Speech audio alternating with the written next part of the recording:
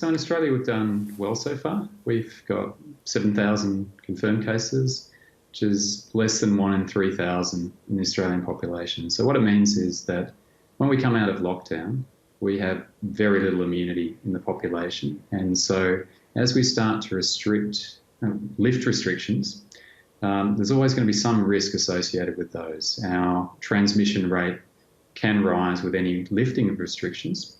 And if that rises too much, infections can start to grow again. The same kinds of risks exist if we open our borders and allow people in from places with current epidemics. And that is such a good point you make. We've minimised it by not allowing the spread of it. But then what level of tolerance for new infections is acceptable if a second wave takes off? So I think what we've done, I think it's the right approach to try to squash the epidemic at the beginning. But now we're in a period of sort of uncertainty for some time. And I think the advantage is that over this time, new treatments may emerge. Eventually, a vaccine may emerge. But we've got a period of sort of 6 to 12 months. We're going to have to manage risk. And so we're going to experiment with relaxation of some of these measures. And then we're going to see what happens. COVID-19 is an interesting one. It's not incredibly infectious, but it seems to have this propensity to clusters.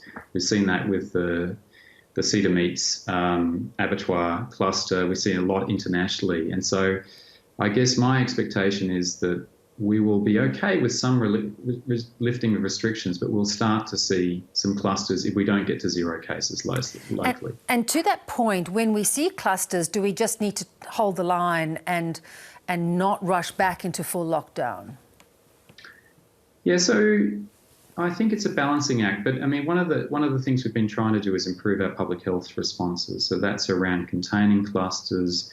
The hope is that the app will, at least with some kinds of events, for example, a transmission on public transport, help a lot with detecting extra cases. So I kind of think you can't have knee-jerk reactions here, but it's going to be a delicate game because the difference between we refer to the reproduction number. So if that's below 1, we're in a good position, cases will go down. It only needs to be a little bit above 1 and you can start to be in that rising exponential growth phase again. I'm interested in what you think about when you've been looking at countries that have sort of been going down the herd immunity path and wanting more and more people to contract it and then create greater immunity. How does that impact a second wave with people going down that path, countries going down that path? So, I mean, New York City has, they think maybe about 25% of people in the centre of New York have been infected. That's still a long way from herd immunity. We think we might need 60% of people to be infected. So it offers some protection. They might be able to get away with less in the way of restrictions, but they're still at risk of a second wave if they relax too much.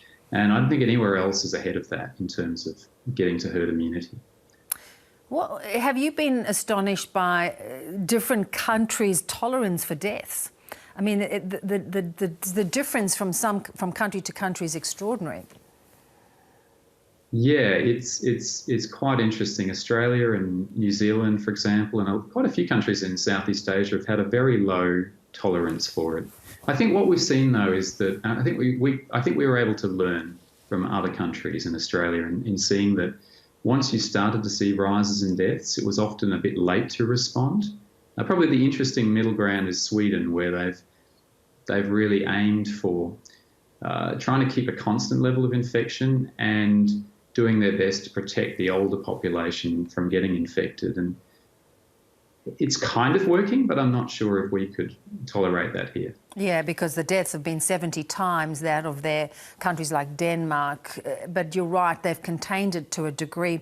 I'm interested in how critical you think it is to keep the message of isolation, social distancing relatively strong so people don't jeopardise the gains that have been made.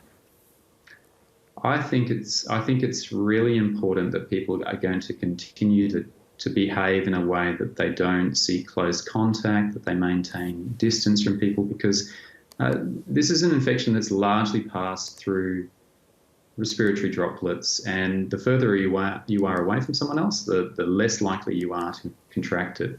And I think particularly in indoor settings, when you're in the same space for a long period of time, that's really quite important. James, really appreciate so much of that information tonight. Thanks. You're most welcome. Thanks very much.